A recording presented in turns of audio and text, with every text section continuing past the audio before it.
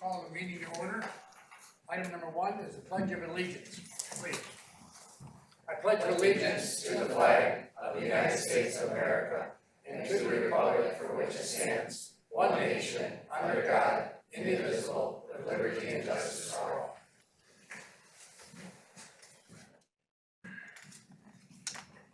Item 3, adoption of the agenda. Motion, please.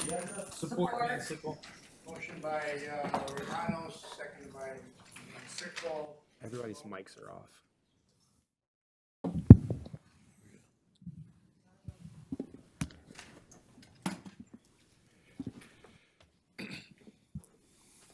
Motion passes 12-0.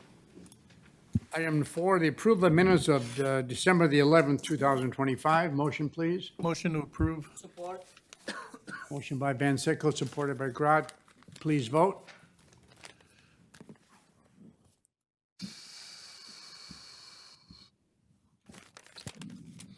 Motion passes 12-0. We get item number 5, very important, public participation. Anyone from the public wish to speak? You have 3 minutes to speak on anything that's on the agenda. Once, twice, 3 times, we'll close public participation. Thank you very much. Item number 6, public services regarding purchase of Wadham's equipment. Cabato SVL 652HWC compact truck loader. Brian. Motion to approve. Support. Motion was by Goiki. Van Sickle. Howard. Is it Howard? His voices sound the same. Brian. Thank you, Commissioners. We have a recommendation before you today to purchase a compact tractor loader for drain maintenance crews. This will allow us to better and more quickly maintain our open drains and remove woody debris, trash, muck in the open drain. It will allow our staff to more quickly respond to complaints while also allowing our contractors to continue to work on our larger drain cleanout projects. So we have a similar manufactured tractor from the similar manufacturer and a side-by-side, and they have both been reliable, and our staff's familiar with those operations of that equipment, so we want to go with the same brand, and we competitively bid it out with this Sourcewell Cooperative. Provides a $22,000 discount through Wadham's equipment, and I'm told this vendor also offers excellent support on our current equipment. We're buying 3 accessories, a bucket, a grapple, and a skid cutter, and funded from the drained equipment fund, so no impact on the general fund. Questions of Commissioner Van Sickle? Thank you. Good afternoon, Brian. Yeah. Do you already have a trailer for this? We do, yep, for the side-by-side as well as the tractor we can use.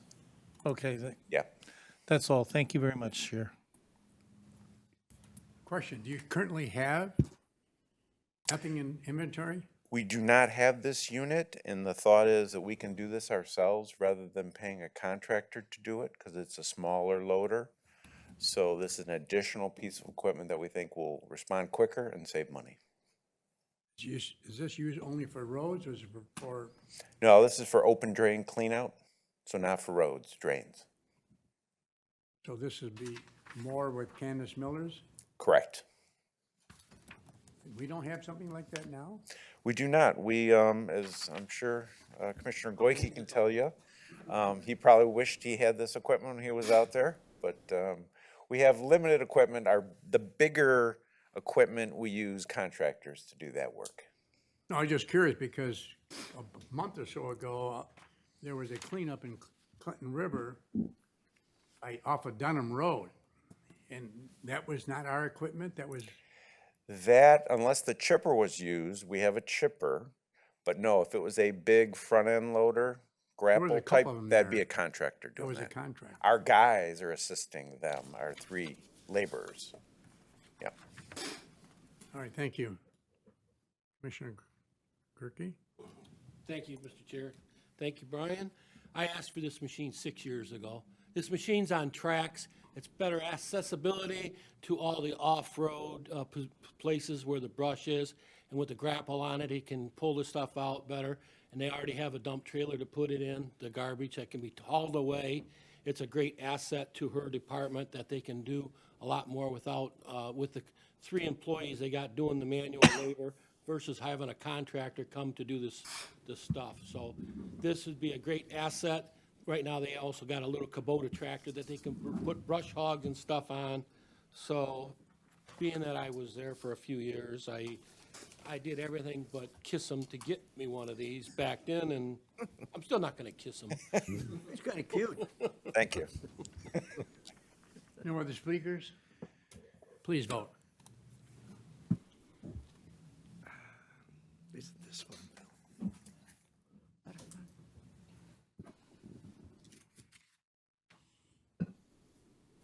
Motion passes 12-0. Thank you very much. Thank you. We'll go to 6B. I'd like to combine B, C, and D together, please. Motion to approve. Support. Van Sickle and Grot. Brian? Good afternoon, Commissioners. Items 6B and C are similar in nature. It is seeking approval of a contract modification, which is typically when they come over 10%, bring these forward to the board. For these 2 projects, one is the concrete pavement preservation program, one of our annual programs dealing with roadways. The second one is C, which is our pavement preservation program, which deals with hot mix asphalt. So we allocate $4 million to the concrete program and $4 million to the overlay program, which is the HMA. We instituted a new program, which is the sub-preservation program, which we stuck $1.5 million into that program. That was bid out with the HMA program that you see in the contract mod under item 6C. With the bids that came in, even though we had projects enough for $4 million plus worth, we received excellent bids on both B and C, both the concrete and HMA.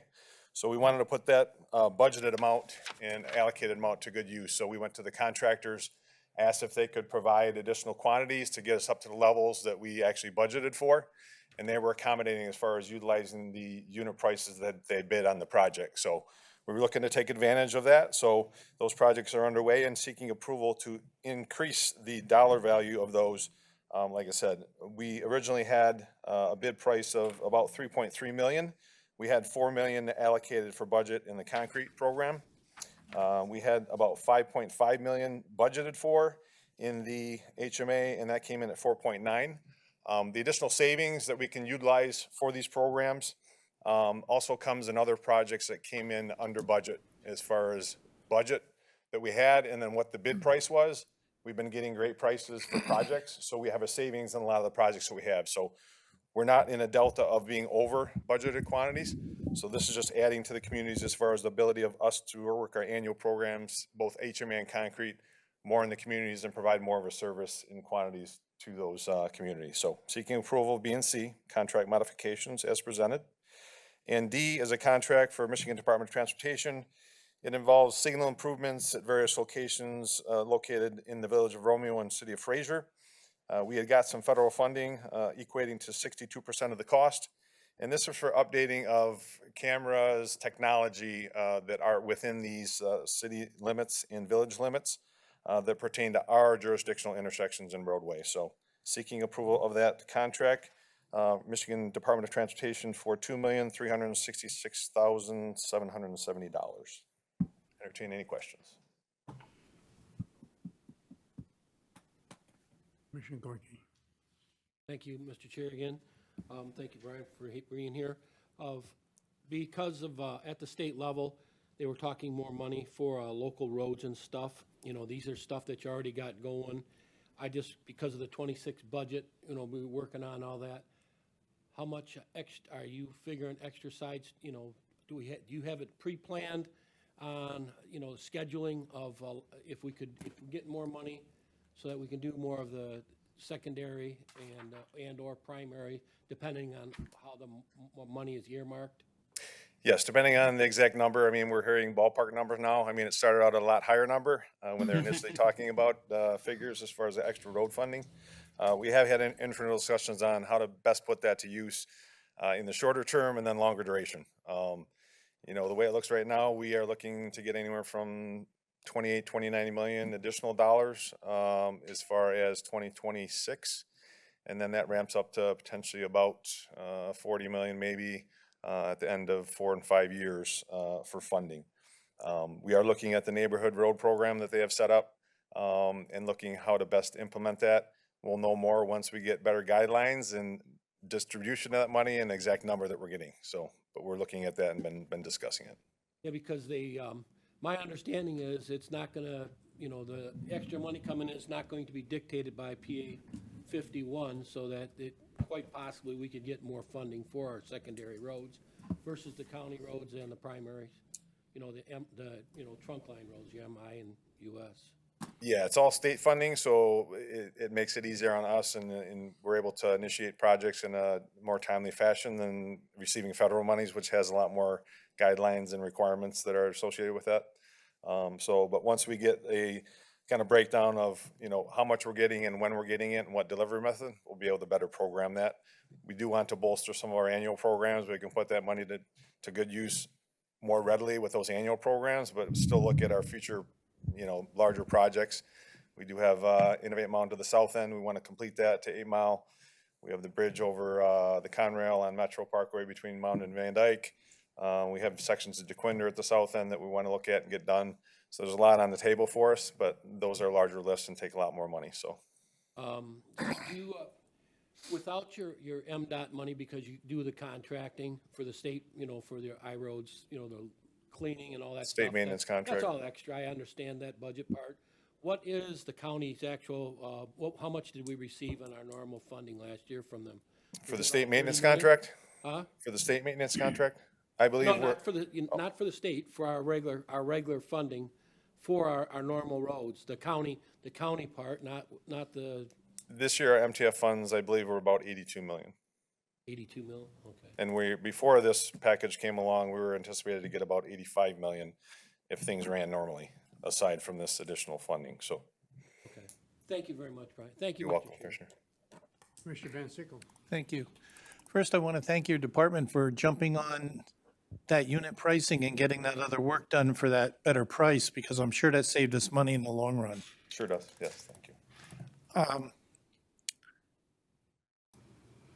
Having a senior moment. I'll come back to it, thank you. Oh, I know. I wanted to ask, sorry, the cameras are being replaced? Different Or are they new technologies, cameras? you know, we have a lot of technology in the cabinets, and then we have technology up in the air on the Okay. poles. So sensors, we have a lot of different types of sensors to monitor and to make them smart intersections. It reads the vehicles coming and going and stopping and starting, and even pedestrians. As we integrate the new platform for our video wall and the platform we use for analysis, we're getting into the more artificial intelligence as far as video analytics. So we can look at near misses even with vehicle to vehicle or vehicle to pedestrian.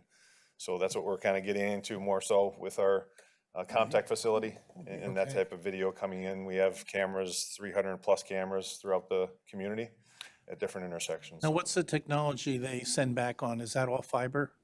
Yes, we have a fiber network.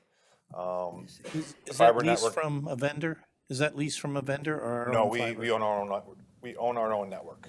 So Okay. fiber and the other communications, the backhaul, we own all of that. We don't solicit through a third-party vendor of AT&T or T-Mobile or anything like that. So, And the existing fiber will support the new cameras? yes. Okay, good. Thank you. Thank you, welcome, Chair. Thank you, Commissioner. Commissioner Grant. Hi, Brian. Oh, you're looking for me on the other side. I am on this side this time.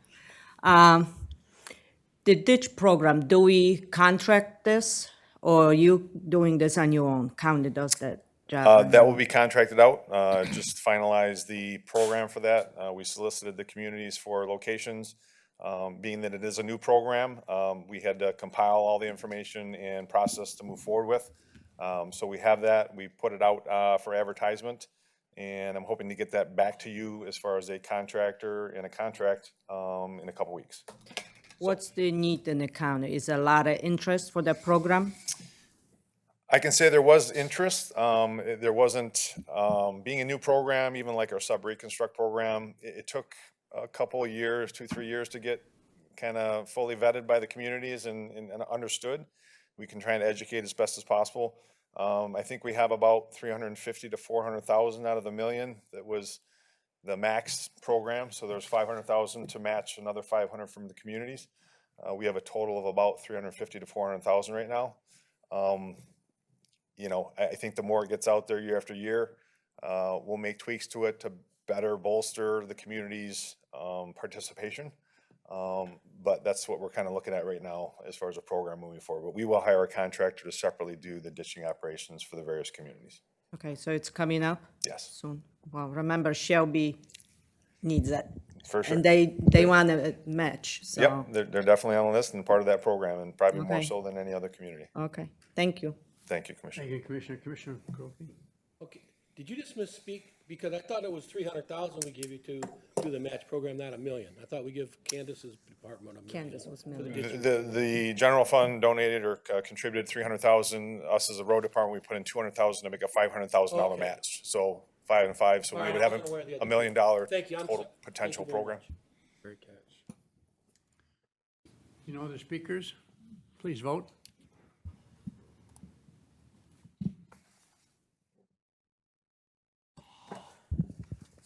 Motion passes 12-0.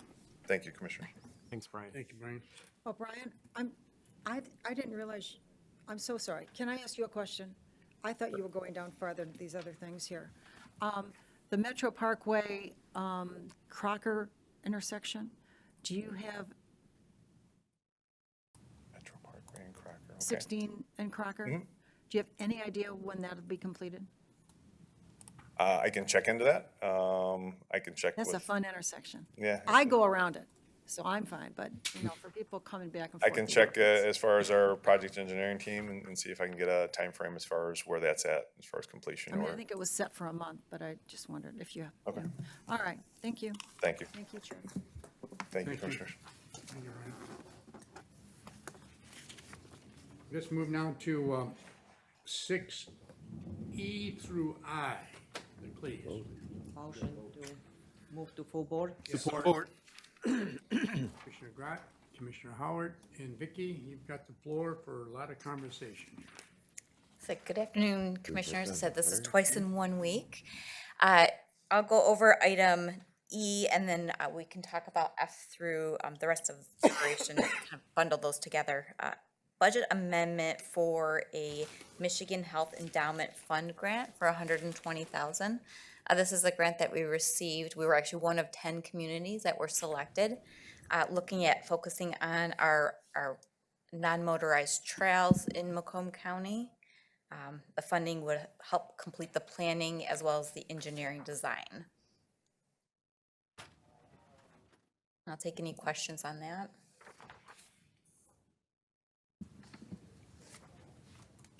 No questions? Go on to the next item. All right, so items E, F, G, H, I, J, K, and L all refer to our Community Development Block Grant Program. So what you have in front of you is a series of subrecipient agreements. You know, anytime those agreements exceed that $35,000 threshold, we do bring it in front of this board for approval. If you have any particular questions on any of the communities that are receiving these agreements, we'll be more than happy to take those.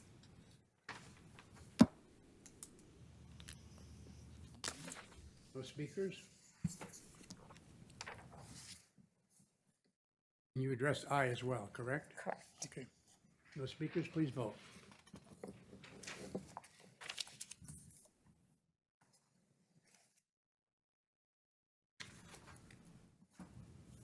Thank you very much. Motion passes 11-0. Move on to item 7, Public Service Committee Correspondence, Macomb Work Zone Lane Closure and Construction Updates, October 2025. Need a motion? Motion receive and file? Motion by Grot, supported by Lucido. Please vote.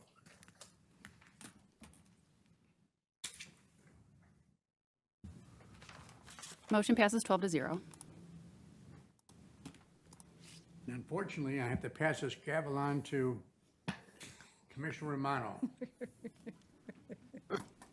Public service, public safety.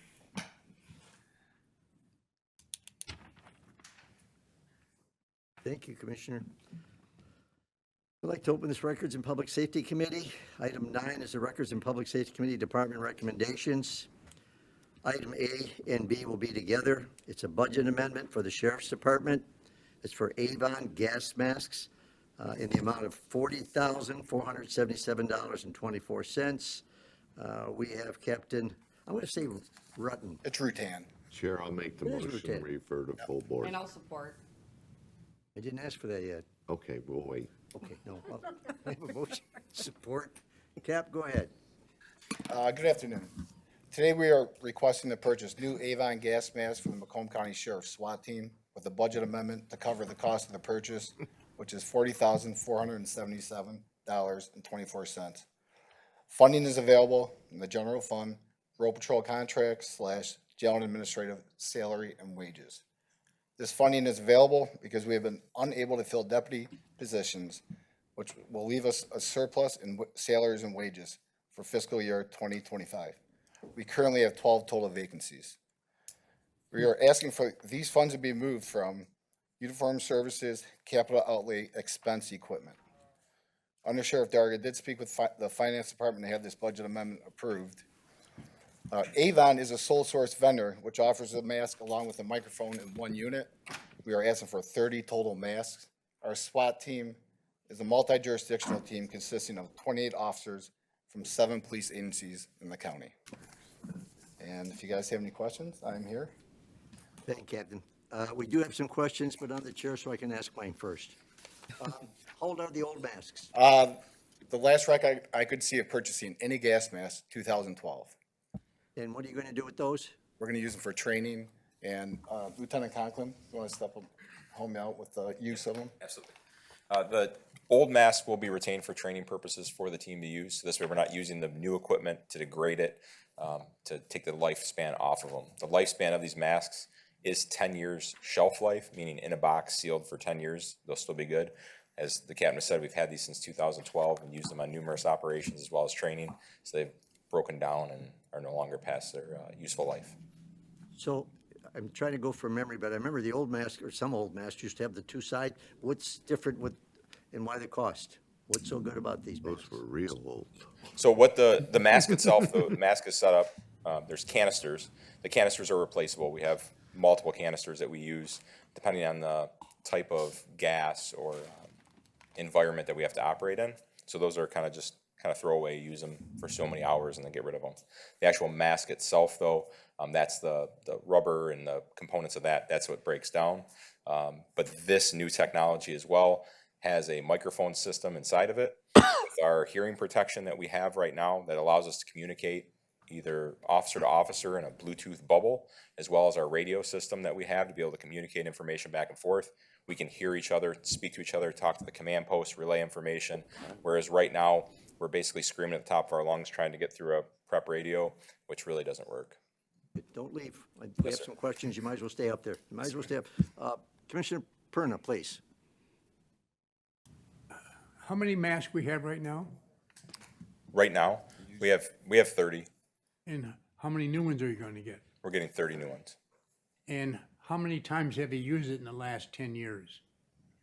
I'd have to pull the numbers to say on live operations, almost every single live operation that the SWAT team goes on, each operator carries that mask with them as part of their normal kit, because we may have to employ gas or chemical agents into a house, whether it be a search warrant, whether it be a SWAT call out, a barricaded gunman, active violence, anything like that.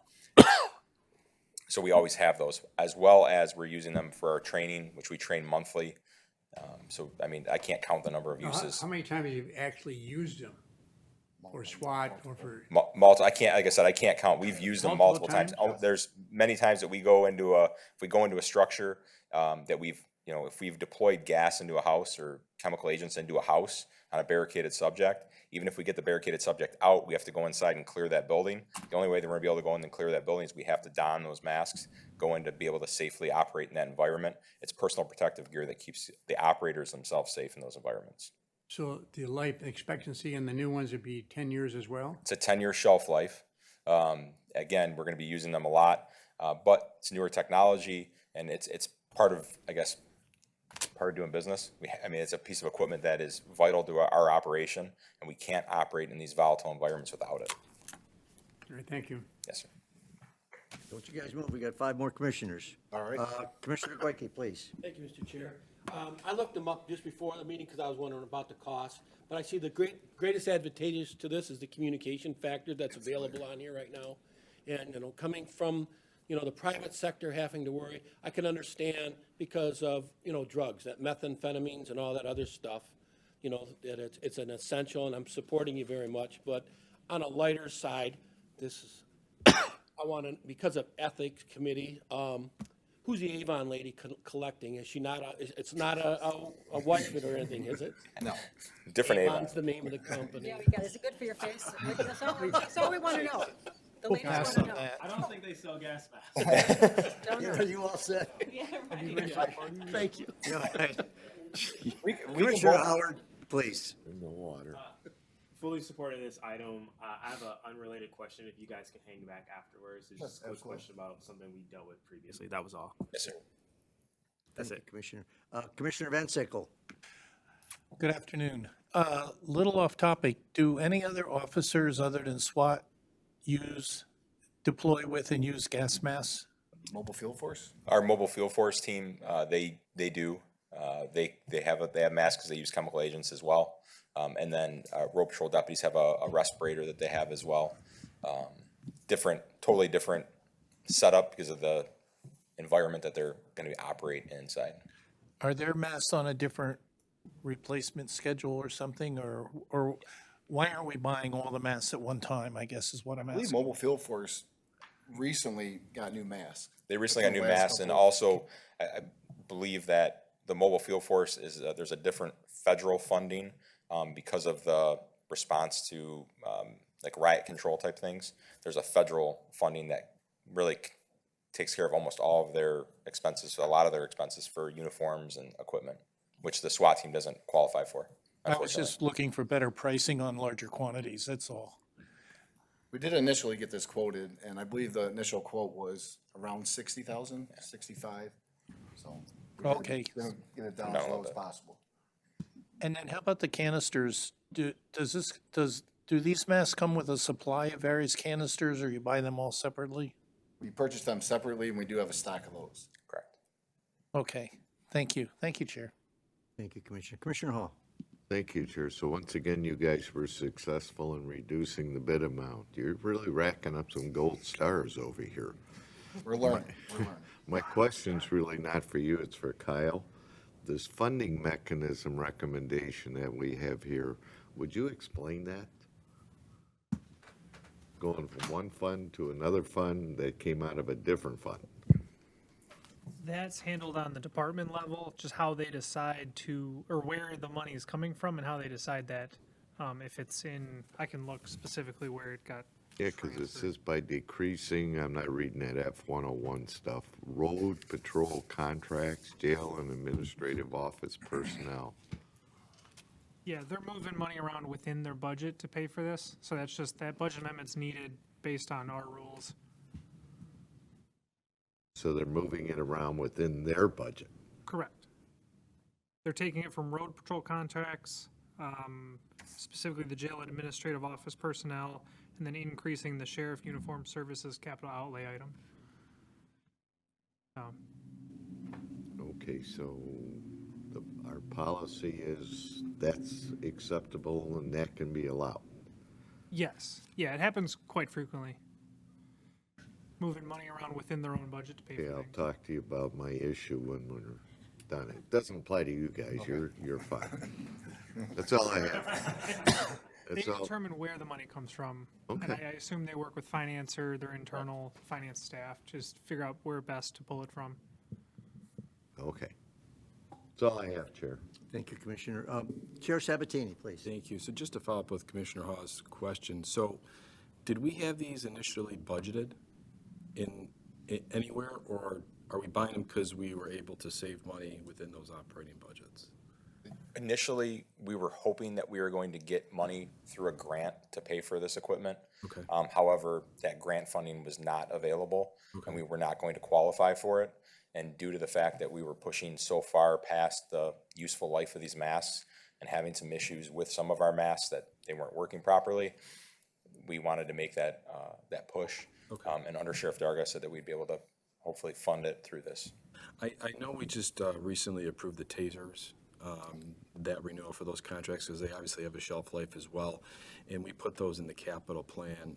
I guess as we kind of go through the new capital plan strategy, I think what this might be a tool where you start putting this in the capital plan going forward so that we can see it in the future, whether you're getting the funding or not through a grant or not, or you're going to move the money within your budget, or it's going to be general fund dollars, just so that it's separated and it's specific to, your capital needs. Understood. So, Yes, sir. thank you, Chair. Commissioner Howard? My question was along the same lines as Chair Sabatini's in regards to the tasers, because I was looking, and in our budget, we have almost $500,000 for tasers. And so I was just confused on, we just did this last month, approving a 5-year contract for tasers, and then seeing that substantial number in the capital outlay plan was very perplexing. And so is that a different set of equipment that we're purchasing? Okay, because I thought when we approved the ones last month that was a 5-year contract. Okay, all right. Thank you. Commissioner Howard, you mentioned you had a question. We're just about to wrap this up. You want to ask that question? You can. We have it. No? I just did. It was that question. Oh, that was that question. Okay. Would you guys like some more questions? Sure, go ahead. Gentlemen, we're all set. We're going to vote on this, okay? Thank you very much. Move to full board. Thank you. Motion passes 13-0. Thank you. Thank you. Thanks, guys. Be safe. Thank you very much. Okay. Let's go to item 10, which is public participation. Anybody from the public would like to speak for 3 minutes on any subject? All by yourself out there, young man. We're good. Nothing to speak of, huh? All right, thank you.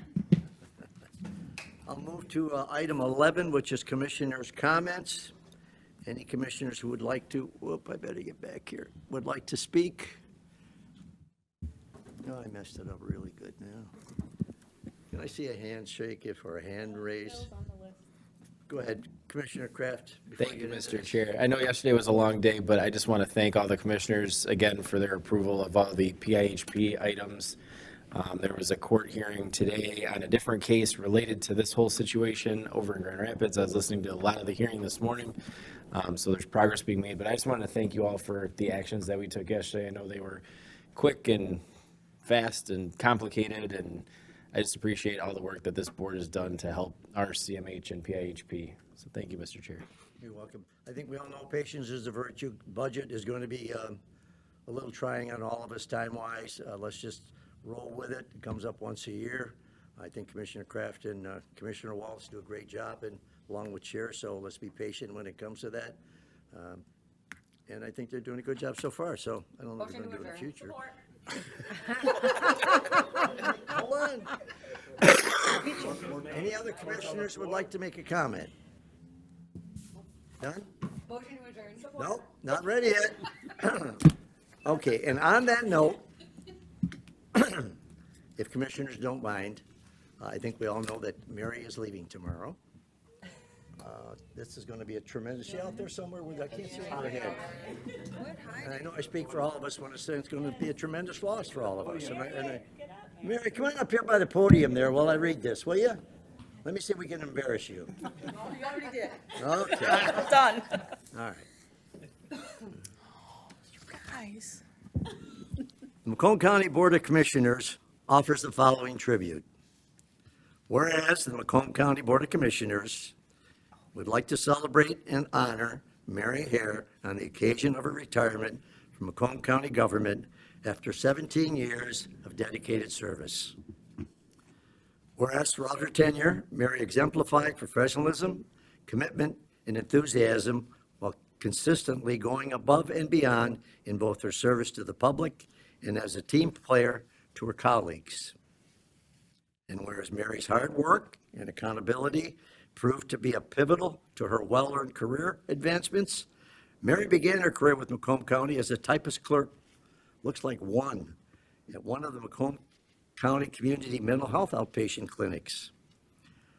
First resources from that Macomb County Health Committee Outpatient Clinic was in the First Resources North. Mary went on to accept several promotions throughout her time with MCCMH, including Typist Clerk 3 at First Resources Southwest, Accounting Clerk 3 at the Access Center, and Accounting Clerk 4 with the Macomb County Office of Substance Abuse. And whereas in 2019, Mary was promoted again to the Secretary for the Macomb County Office of Public Works. Here, she further proved her dedication to the county and her increasing roles in public service as she worked through the historical and challenging times of the COVID-19 pandemic. And whereas in 2021, Mary accepted another promotion to join the office of Macomb County Board of Commissioners as their administrative assistant. We were so fortunate. From this important role, she quickly transitioned to communication specialist, where she demonstrated communication skills and engagement between the board and the public. Her work was instrumental to significant increases in outreach events, including community bike rides, Student Government Day, Green Schools, and Yoga at the Hill. Whereas Mary was a key player in the successful implementation of constituent management system, which helped to further strengthen community connections. Her diligent efforts as communication specialist also brought an increase in newsletter subscribers, guidebook distribution, social media posts, and followers. Whereas Mary not only earned the respect of her colleagues throughout the years, but she also built lifelong friendships that will go beyond her 17 years with Macomb County. Mary's hard work, devotion, and warmth have left a lasting mark on all who've had the privilege to work alongside of her, and I think that would include all of us. Whereas Macomb County hereby recognizes in Mary Hare for 17 years of exemplary service and extends heartfelt gratitude and best wishes for the next chapter of her journey. This declaration of tribute serves to publicly congratulate Mary Hare on the momentous occasion of her retirement from Macomb County government. It is presented on behalf of the Macomb County Board of Commissioners with the best wishes and congratulations.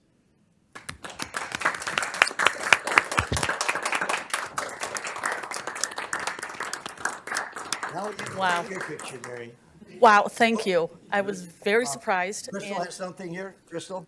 Well, we'll have her just stand and take a picture after she's done. I just want to say, coming here, the final stop on my journey at the county has been nothing but an honor and a privilege. Working with this board has just been the best, and I appreciate you guys very much. Thank you.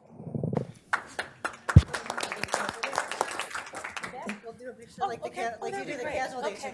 Go ahead, I'll take it. To Harold. You said we were doing it in the lunchroom. One thing Mary can't do is take her own picture.